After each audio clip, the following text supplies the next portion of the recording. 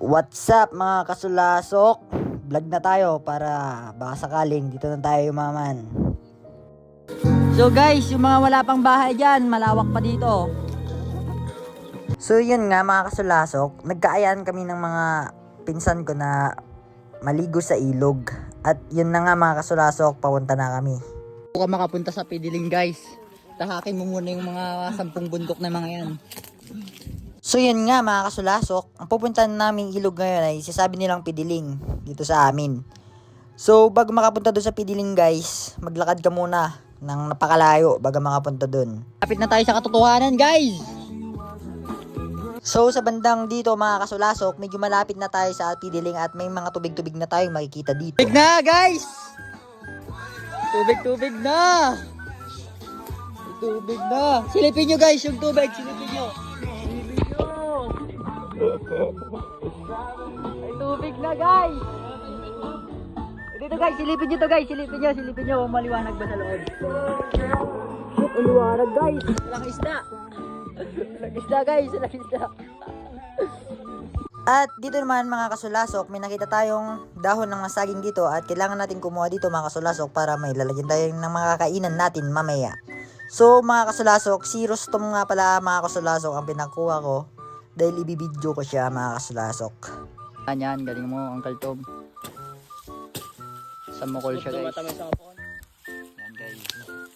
At pagkatapos mga tayo kumuha ng mga dahon na ating gagamitin mga kasulasok, diretso na tayo sa paglalakad at medyo malapit na din ang ating pupuntahan mga kasulasok.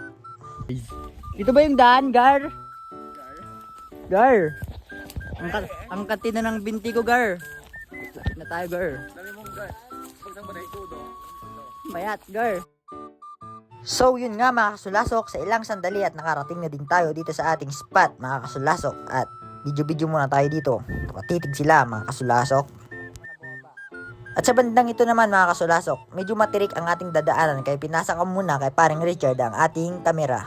At ako muna ang mauunang bumaba para makuha ko ang kamera at sila naman ang mabidyohan ko na bumaba mga kasulasok. So dito mga kasulasok, nakabababa na tayo at sila naman ang aking bibidyohan. Baka kung sakaling may madulas at pang lap trip sa ating vlog mga kasulasok.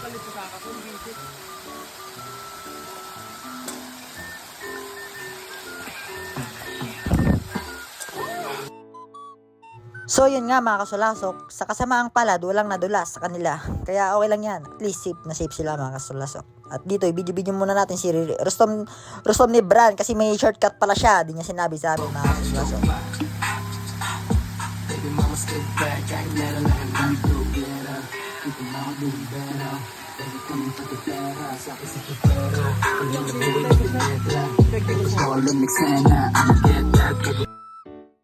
So mga kasulasok, at dahil naiwan namin ang aming tubig na maiinom, dito na nag-igib tong dalawang pamangkin sa may kuweba, sa may loob ng kuweba.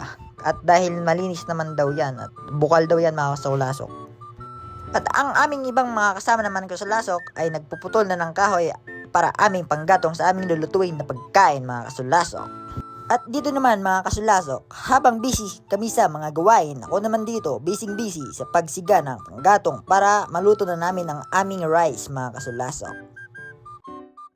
At dito naman mga kasulasok ay hinugasan ko na ang ating lagyan ng mga pagkain mga kasulasok dahil magbubudol pa tayo dito sa tabing Pidiling mga kasulasok.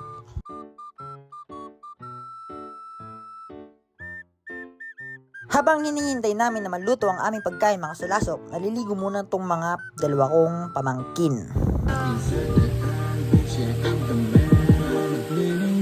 Uy!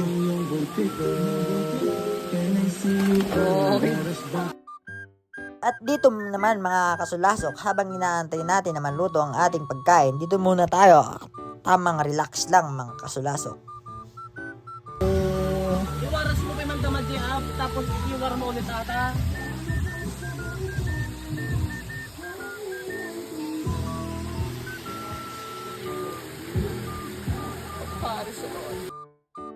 So yon mga kasulasok, tapos na kami mag-prepare at kakain na kami. At bago kami kumain mga kasulasok, mag-pray muna kami mga kasulasok.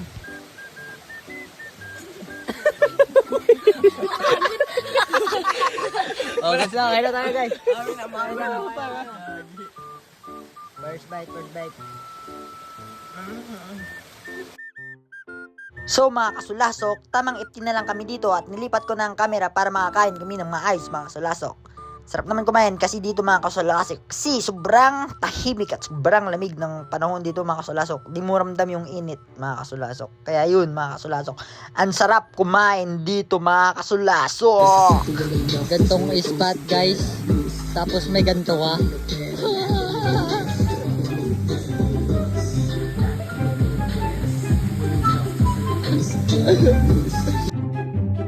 So dito nga mga kasulasok, di ko na nabidyohan yung aming pagligo at medyo nilalamig na ako dito mga kasulasok, kaya nagpahinga na ako sa may duyan mga kasulasok habang pinagmamasdan ko na lang sila mga kasulasok. Dahil maya mga kasulasok ay uuwi na din kami dahil sobrang lamig na. At dito nga mga kasulasok ay pauwi na kami. Dito na kami dumaan sa highway mga kasulasok dahil sobrang hirap ng daan na dinaanan namin kanina. At dito na nagtatapos mga kasulasok. Salamat sa panonood. Dapat yung patugtog mo dyan. Kasi Mga kasulasok, mag-guide tayo. everything. Bye bye mga kasulasok.